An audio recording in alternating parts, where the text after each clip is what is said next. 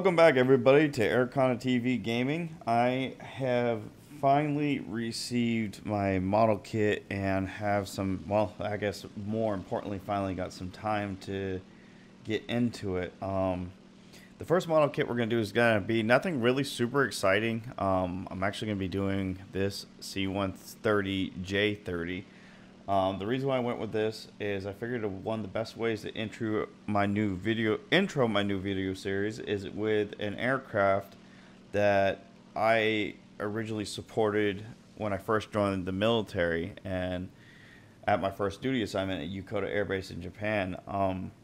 So I figured I'd start off with this aircraft. Actually, the aircraft I think I support, because I don't think we got the C-130Js at Yokota when I was there. I think they showed up after I left. I think we mainly had the C-130Hs, which I mistakenly forgot to look up, so I brought the J. And this is not just a J, it's a J-30, and I believe this is only limited to the Guard, but I could be wrong. As you can see on the box, I'll get under my GoPro right here. I don't know if you can see, it says the USAF C-130 J-30 at the 463rd Airlift Group at Little Rock, Arkansas, and then the 143rd Air Wing in Rhode Island Air National Guard. So these are both Air National Guard units. The Yokota one, I think it's just a C-130J, and like I said, I can't remember if we got those when I was out there. I think we only had the H's. I think we might have got the J's when I was getting ready to leave, but we'll go ahead and get into that. But before I get into my story of my time in the Air Force, I'll tell you a little about this aircraft, giving a little some facts. Like I said in my tweets, I will be having some footage of War Thunder in the background, kind of keep it a little entertaining for those who like video games. They can watch it for the games. For those who like model kit building, they'll get model kit building. So you guys will get a little bit of both and get a little story time with me. And hopefully you find it entertaining. If not, then we'll see how it goes. If it becomes popular, we keep on going. If not, this whole model kit building, I'm still going to model kit build no matter what. Whether or not it stays on the gaming channel depends how well it stays, how popular it is on the gaming channel, and then, or it may even end up on its own separate channel. So we'll go from there. But we're going to go ahead and get into this model kit. Like I said, I was stationed at Yokota Air Base, Japan for my first duty assignment from 2006 to 2009. While I was in Japan, I deployed to Iraq near the southern tip. I'm going to try to avoid some specifics. Most of this isn't like classified or anything, but just to protect myself and those around me, I'm just going to keep it somewhat vague, somewhat not get too detailed. But anyway. But back to being in Japan, the C-130s that we supported out in Japan were C-130Hs, and like I said, I can't remember if we got the J's out there or not. And as you can see, they were made by Lockheed Martin. I was part of the 374th Logistics Readiness Squadron, and just give you kind of this is from the Yokota Air Base page. You can actually look this up; it's public knowledge. It's not, so I'm reading directly from there. So you can, I'll put a link in the description below if you want to read up a little bit on what's the mission out in Yokota. But the 374th Logistics Readiness Squadron, and some of these numbers may be a little different from when I served. That was about almost 15 years ago.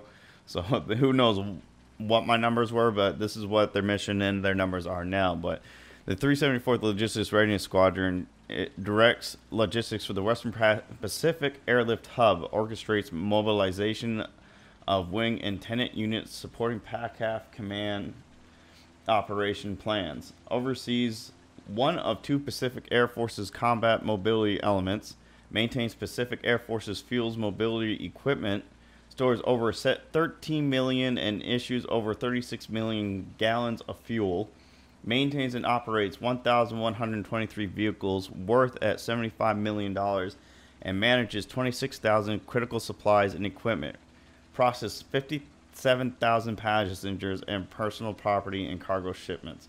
Now, the part I was more involved with would be more on the 26,000 critical supplies and equipment that I was part of the supply function of the Logistics Readiness Squadron, and our job was equipment, mobility gear, and aircraft parts to help. And we even issued out vehicle parts for the vehicle fleet for them to operate. But our main focus was the aircraft out there. Like I said, I was there from 2006 to 2009. I worked two different sections the entire time I was there. My career field has I think it's close to 20 different work centers to work through, and I've only worked two when I was there. I was an administrator for the land office to run supply reports and maintain supply systems, and then I went into what's called MSL, which is maintenance supply liaison, which is not supposed to exist anymore. I think there's some bases that are still hanging on to it. And our job was to brief the maintenance group commanders on the status of their high priority parts. Like if an aircraft can't fly until this part comes in, it goes into what's called the MICAP status. And it's very important. We do everything we can to get it over to the installation as quickly as possible so they can get the aircraft back up and running so it's not down too long. So that's like a quick overview of what I was at Yokota. And now we're going to get a little bit more into the C-130J. The C-130J is, like I said, made by Lockheed Martin. And from the Lockheed Martin website, I'll put a link in the description below. The C-130J has over 400 plus delivered in 21 operations in 18 nations on 5 different continents with 1.7 million flight hours and counting. 17 different mission capabilities, 11 production variations. I think this is just about the C-130 in general, but the banner talks about the C-130J Super Hercules. Super Hercules, which is what you got here. It's extended a little longer, got a little more torque in its engines, a little stronger. The more specific details about this specific aircraft, the different capabilities that the C-130J can support is airdrop, intelligence, surveillance, and reconnaissance, humanitarian, combat delivery, aeromedical, electronic surveillance communication, aerial refueling. That would be more for like the Navy and the Marines. I don't think we have C-130 refuelers in the Air Force. We do KC-135s and KC-10s, and we got that new one coming out. I can't remember what it's called, but that one's supposed to be more universal across the branches. They're involved with search and rescue, commercial freighter. Obviously, the Air Force, that's not us. That's like FedEx, UPS. I don't know if they own any C-130s, but maybe in other countries they do. They do aerial firefighting, personal recovery, weather reconnaissance, gunship. I got a good friend of mine that's actually serving on a C-130 gunship right now. He's actually the C-130H's H gunships, AC-130H. And this is it's just another completely variant. I'll put a picture up. It's a pretty cool looking aircraft. It's impressive what that thing can do. They get involved with maritime surveillance, special passenger accommodation, special ops, personal transport, and ground refueling. Again, I think these different capabilities are not limited to the C-130J. I think this is covering all the different models of the C-130s. So, but this one, like I said, is specifically C-130J.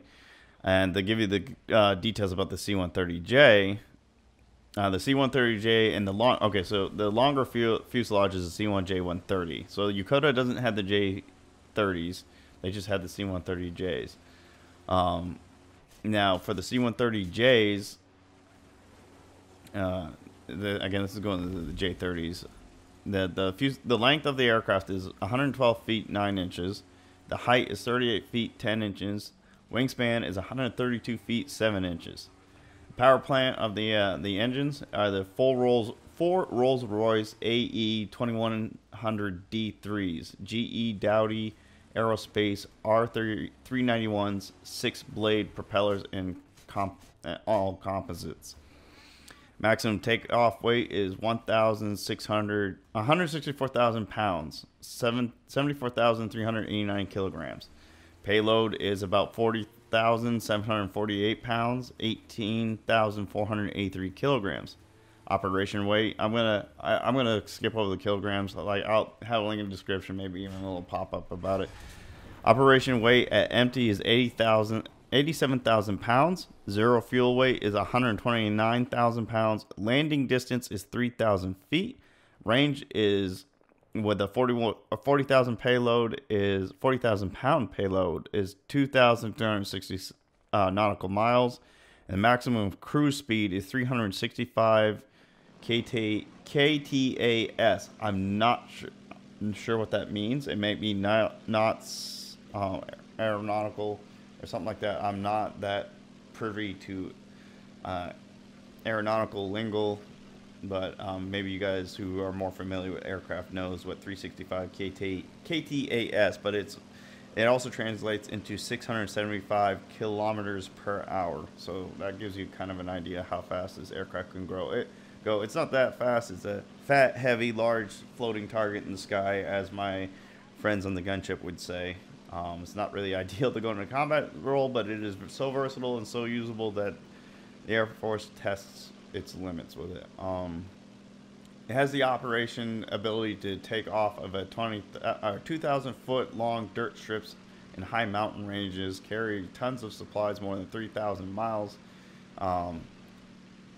Perform in-flight refueling. Again, it's not this particular model. This is not an in-flight refueler, and this is at an Air National Guard base, and the Air Force does not do air. I could be wrong. I have never seen a C-130 in-flight refueler in the Air Force. I've seen them in the Navy and the Marines, and mainly the Navy. So I'm going to wrap it up with what Lockheed's got to offer. This aircraft is the C-130J-30 is, I'm going to list the countries that it's in, is the Australian Royal Air Force, and we got France, Germany, India, Iraq, Israel, Italy, South Korea, Kuwait. No, Kuwait's a KC-130. I'm sorry. That's the refuelers, the KC-130. Norway. You know, I'm just going to read all the C-130J variations and make it a lot easier because I didn't organize this like I should have. And maybe that's something I'll learn as I get into more of these videos in the series. We're going to start from the beginning. The C-130Js and all its variants are in Australia, Bahrain, Bangladesh, Canada, Denmark, France, Germany, India, Iraq, Iraq, Italy, South Korea, Kuwait, Norway, Oman, Qatar or Qatar, depending on where you're from. I think most of us Americans say Qatar, and I'm fairly certain it's actually Qatar. Kingdom of Saudi Arabia, Tunisia, United Kingdom, United States, and this is not a country, but Palace Aviation, LM-130 or 100 used. I guess that's another variation of this. But that's enough with the aircraft for now. We're going to go ahead and get into the model itself. This is my first time, well, it's technically my second time doing an actual model kit. It's the first time I think I got the patience to do it. I have been a very impatient child, and hopefully I've grown out of that and gotten a little better with it. So for now, in this video, I don't think we're going to get into building. I'm trying not to make these videos insanely long. They will be in different parts throughout the series. So I think this very specific video will be like an introduction to the C-130 and the C-130Js. And then we'll go on from there. The next couple videos will be me putting this thing together, painting it, and I'll be telling stories about it. So for now, we're already hitting about 13 minutes. So we'll go ahead and break into the kit. And if we have time, we'll start snapping some of the pieces off in order that they're required to be assembled. So this kit is by Minicraft Model Kits. I got it off of Amazon. I can post a link in the description below if you guys are interested. Like I said, I didn't do enough research to realize this is a C-130J J-30, which is, and it's 1/44 scale. I'll get it closer to the GoPro for you guys to see over there. The one at Yokota, that if they did have the J models when I was in Yokota, they would have just been the regular J's and not the J-30s. The J-30s, like Lockheed's website said, is just a little longer. And it looks like a fairly basic kit. You got the fuselage here, right here. Well, whatever. Whoever, I got to get better lighting. I got to get a light on top of my monitor. But that's the cargo ramp right there. And get the lighting's better over here on the GoPro. So that's the cargo ramp, the two fuselage pieces. We got the windshield piece right here. Like I said, the lighting's not that great. I have to work on that. And I'm going to give it over here a little better. It might be better. We got the engine pieces for the Rolls-Royce engines with the GE props. So there's that all broken down, all organized. I'm using both cameras right now to see which one will be the better angle, and then I'll worry about what angles I want to use in the editing. And here we got the wings and tail section with the fuel tanks, and it looks like more engine pieces here. Get it turned sideways, get it fit in the camera a little bit. I gotta get used to this. I've never done anything like this before, so this is gonna be interesting for all of us. And it looks like more engine pieces and landing gear parts right in here. And we got some landing gear assemblies, and I can't quite recognize all the pieces on here, but I'm sure they'll come. I'm not a mechanic by any means on these aircraft. I have flown on a C-130. I've been inside a C-130 gunship H model, but I've never physically worked on the aircraft myself, so I am not very privy to the technical terms for these parts. Some of them I are, just because of the nature of having to work with a supply system and make sure I order the parts that the maintainers need. And some more. These look like paneling pieces. And like I said, as we get into the instructions, we'll know exactly what these pieces are. Here's your instructions. The USAF C-130J-30 Super Hercules. And you guys are probably wondering why I'm starting off with such a boring aircraft. And some of you may think it's boring. I don't particularly, because the C-130 airframe as a whole is an insanely impressive aircraft. Here's the decals. I'm not going to mess with them until I get to that point into the build. So I'm going to go ahead and set the box of with the decals down to the side. But like I said, the reason why I'm starting off with this is I think it's one of the best looking cargo planes in the military, the U.S. Air Force, and in the military as a whole. The C-5, C-17 that I'm talking about currently active. I'm not gonna. Then if you start going through the history of the military, there's some better looking ones. But I love the C-130. It's so versatile. It's a good looking aircraft. The engines, I love the sound of the hum and the roar of the engines. My dorm in Japan was close to the flight line, and actually particularly not far from the ISO hangar, which is where they do, like with your cars, with your cars, you have to, after so many miles, take it in for routine maintenance and checkups and all that stuff. It's the same thing with aircrafts. After they hit so many flying hours, they are required to go through scheduled maintenance and inspections, and they would do engine runs. And when I'm in my room, sometimes even at night, they'll run the engines, and I got to listen to it at night. But yeah, like I said, this is a C-130 J-30 Super Hercules, which is not the one that's at Yokota Air Base. The Yokota Air Base is currently has the C-130Js and the C-130Hs, the non-gunship variants. So we're already at step one. Right now is saying, and forgive the setup, I don't have a model kit build setup yet, so I'm using my computer desk with a blanket so I'm not getting glue and paint all over my computer desk. I'd rather not do that, especially since my fiance's parents bought this for me. I would feel kind of bad if I ruined it. But we got the cement. I got the liquid cement, which I've been told is not the greatest idea. I got the Tamiya, probably butchered that, extra thin cement, which I've been told here. I'll go over here, it's probably better. It's not good for first-time model kit builders, but I'm sure if I'm patient and take my time with it, I can make sure I don't mess up too bad. It'll probably help me teach patience. This is all learning experience. I plan to get the C-130H just because I know for a fact that's the aircraft I worked with while I was out there, and I can't find just plain C-130J models. They just get the J-30s. So I'm going to go ahead and do that someday. Maybe I'll do a video of the H. If you guys like this model kit, I'll go ahead and get into it with the H's. But if not, I'll just do that on my own time. And who knows, maybe I will do this as a giveaway in one of my streams.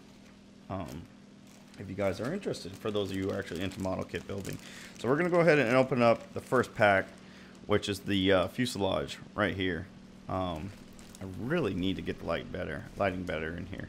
So it's the fuselage, and the instructions right here have us taking it apart, and we're gluing all the parts. So we're already going to get into the gluing, but one of the tips I heard for building is you want to make sure all your parts fit before you just start gluing them together. I'm going to pull out, I just got a cheap small little model kit right here. Go ahead. We'll worry about the files later. And the tweezers, I don't think we're doing any super tiny parts just yet, so I'm not going to worry about that for now. So I'll go ahead and set that to the side. But like I said, as I get this all set up and ready to put together, I have been in the Air Force for almost 15 years. 3 of them were at Yokota Air Base, Japan. Like I said, with the 374th Logistics Readiness Squadron, part of the 374th Mission Support Group. I got there around Valentine's Day of 2006 after spending a couple of months in basic and tech school at Lackland Air Force Base, Texas, which I got to Lackland. Oh, I'm definitely gonna cut myself with this thing. Back in October of 2005, October 11th specifically. So I spent, that give you an idea how long I was in basic and tech school. Basic, when I was there, was only 6 weeks long. I think it's 8 weeks now. It was 8 weeks at one point, but it has now since moved up to, I think it moved back to 6 weeks, but I could be wrong. I can ask my airman when I see him on Tuesday. Since he actually just graduated basic not that long ago. I've been, ever since I was a little kid, and since this is kind of an introduction to, ooh, I did not clip that very well. I better make sure I stay focused. Ever since I was a little kid, I wanted to be in the military. My mom always knew I wanted to be in the military. She obviously, as mother, she was always a little concerned, because military is not really something that any mother would want to see their kid or baby go off to, because of the nature of the job. It takes you into some pretty dangerous situations.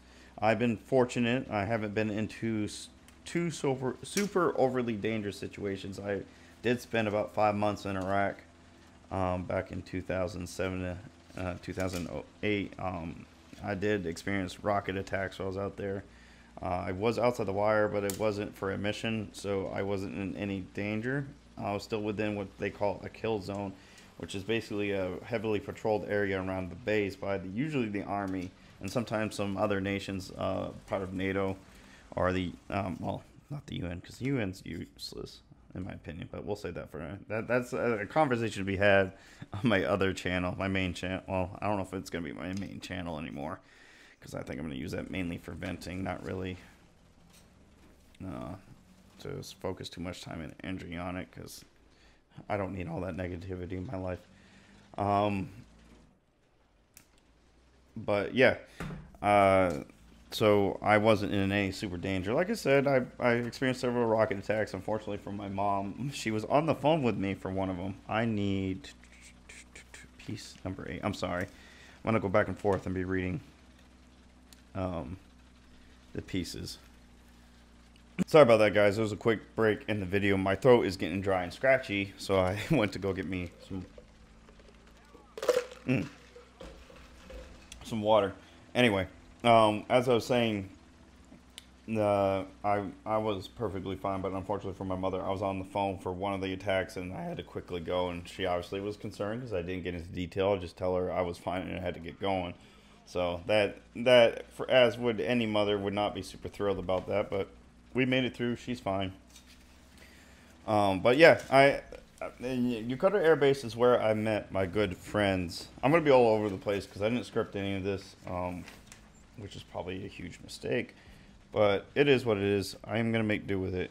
And I'm sure as time goes on, I'll find my rhythm and do better at this. I'm already at about 25 minutes of recording.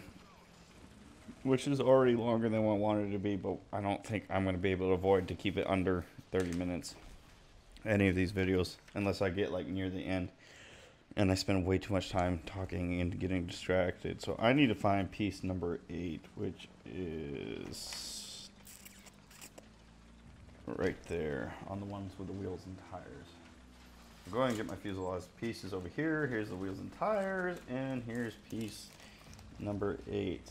Trying to keep my mug out of the shot because that's not what you're here for. You guys see it enough in the stream. Piece number 8 is on the wheels part, which should be right here. Yeah, anyway, Yokota Air Base, Japan is where I met my good friends. I'm just going to say Yokota. You guys heard me, say Yokota Air Base just enough. Well, good enough.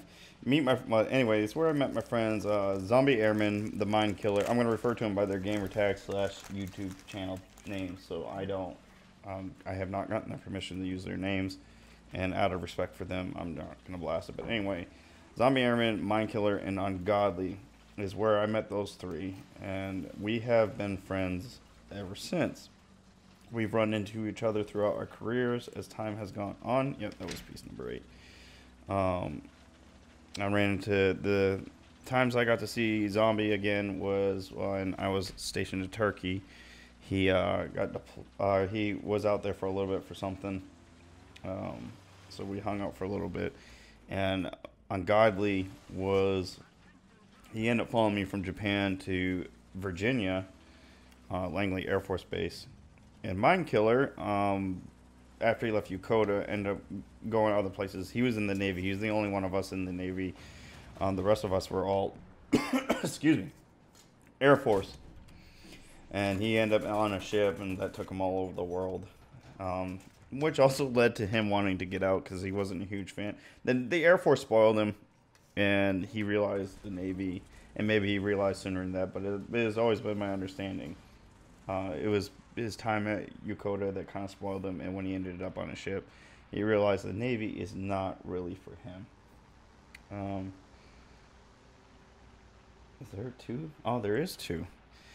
And I have seen Mind Killer many times recently. In fact, you hear him a lot in my videos. And in his Twitter handle, our bio, he talks about how he was in the Navy. But he ended up going to DC after he married his beautiful wife, and when he got to DC, we visited each other quite a bit. He came down to the Hampton Roads area of Virginia to visit my Ungodly and I, and Ungodly and I have been up to DC many times to visit him. In fact, I also saw Mind Killer. Let me see if these pieces fit. The number 8 pieces I just cut off fit right into there. I'll make sure it's a good fit and see if I got to do any filing or cleaning before I start using the glue. But yeah, Mind Killer was in Atlanta back in November for DreamHack 2019, which was a lot of fun. That's what got me back into wanting to play Smite. We ended up seeing the Smite Championship Series, and which also led to the Smite Scrub Lords series that you see us playing now.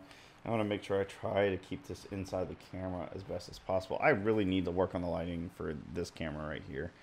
In fact, I'm going to go ahead and pause the recording real quick and see if I can get some lighting more directed onto this area of the table. So I will be right back. All right, guys, I'm back. I kind of moved the lighting around, so hopefully that's better.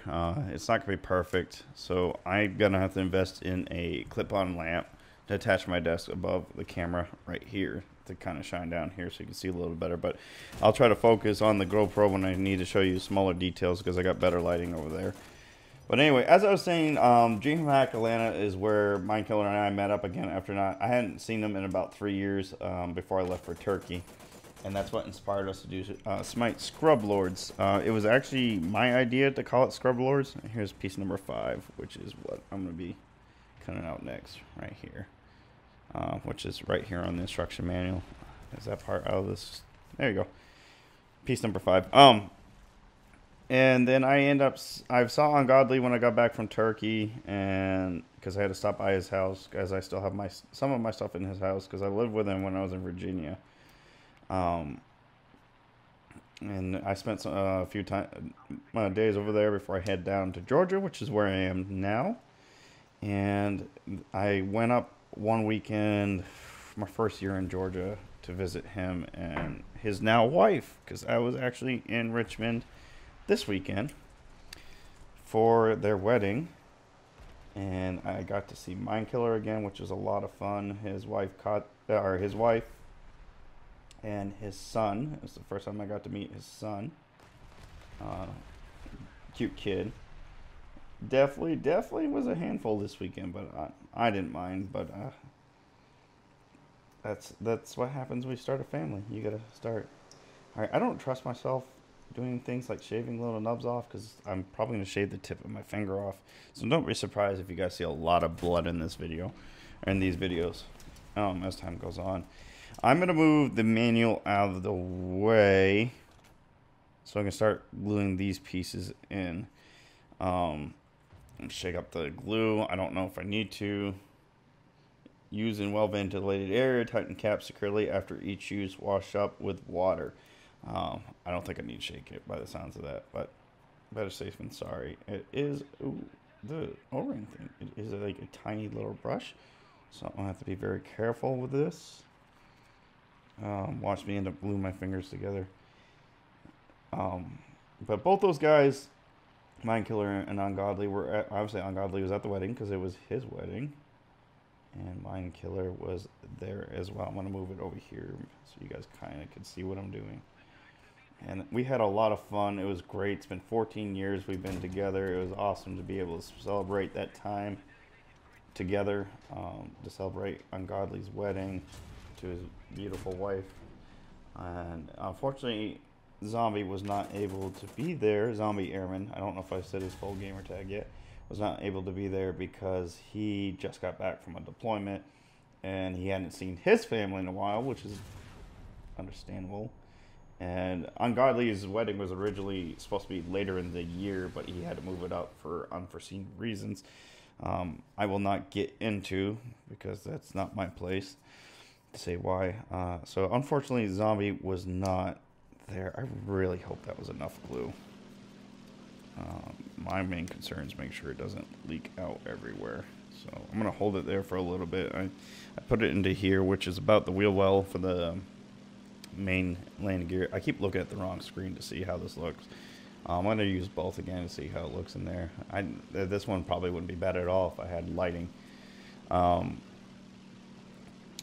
yeah, it was a lot of fun. Unfortunately, like I said, Zombie wasn't there to be with us. We've been good friends for a very long time, and we're super excited because hopefully, as long as nothing comes up unexpected, we'll all see each other at my wedding in April. So it would be great to get the group back together again. Our group was much larger, but we kind of haven't really kept in communication with our other friends, unfortunately, because it's the nature of the beast. It's what our careers do. I just noticed like the windows look a little off here. They're not perfectly straight, but that's fine. It wasn't that expensive of a model kit. But yeah, that's kind of a quick little introduction about me in the military and my time there. So what I'm going to do is I'm going to actually go ahead. This video is over 30 minutes already, so we're going to go ahead and call it here. And when we come back, we'll continue to work on putting the fuselage pieces together, and I'll continue talking about basically the story is just going to be like a general overall story about my time in the military.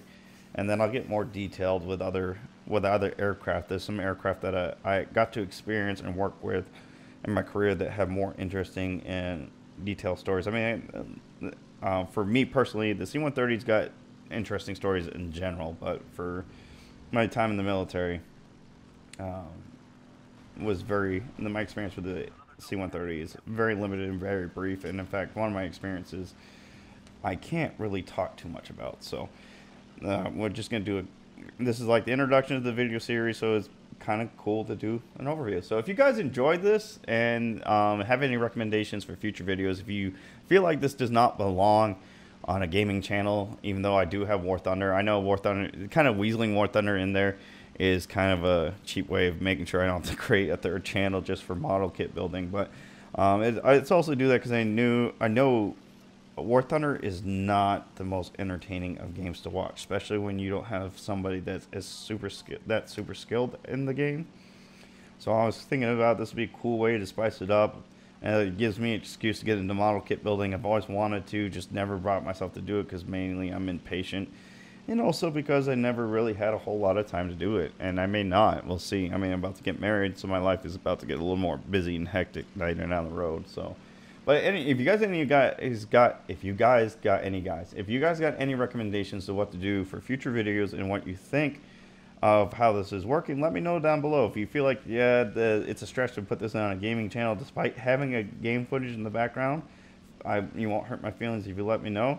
And maybe I'll look into making a third channel. It'll just be about hobbies like model kit building, Jeep stuff, and I'll move all my gun videos from my main channel over to the hobby channel. So I hope you guys enjoy. Let me know what you think down below. I promise the stories will get far more interesting in the future. So anyway, guys, leave a comment below, leave a like if you liked it, leave a dislike if you didn't. Any feedback is good feedback, and subscribe, and I'll see you guys around.